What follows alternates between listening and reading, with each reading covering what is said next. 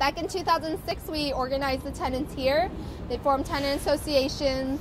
Basically the same old story. A new landlord came in and he was not doing repairs, and he was suing some tenants, saying that they don't live there or that they weren't paying rent. We did a rent strike, basically forced the landlord to stop the court proceedings, and also to do a lot of the renovations that we requested.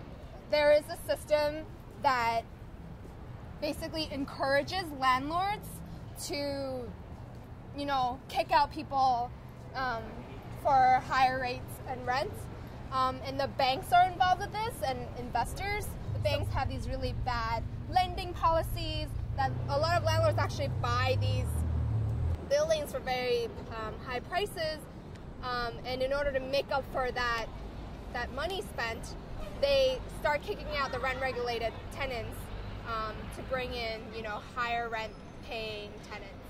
And so what we've seen more and more is that landlords are actually, they want the process to be quicker, right, to drive people out. So they would actually sue tenants for accusing them of not living there. They would also not accept their rent for a few months and then sue them for non-payment.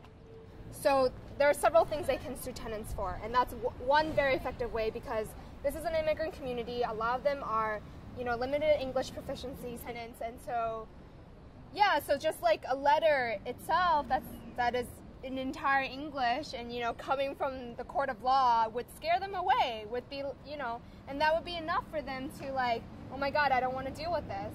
Because they have to work. They work in restaurants, they work in construction, and so any day missed at work is a big detriment to, you know, their well-being, their whole family. And but sometimes they would just scare them, like harass them, like by not doing repairs or, like, you know, suing them. And then after scaring them off, they also, like, play the nice guy and offer them a buyout. But the thing is, what's happening in Chinatown and, like, places like Harlem is that you see banks and corporate landlords buying up buildings, I would say buying up an entire community. And that's what we're fighting against, because that's just wrong. You can just come in and change a community just because you want to, I don't know, you know, you want to be a money-making machine. I think, you know, we strongly believe in community over profit.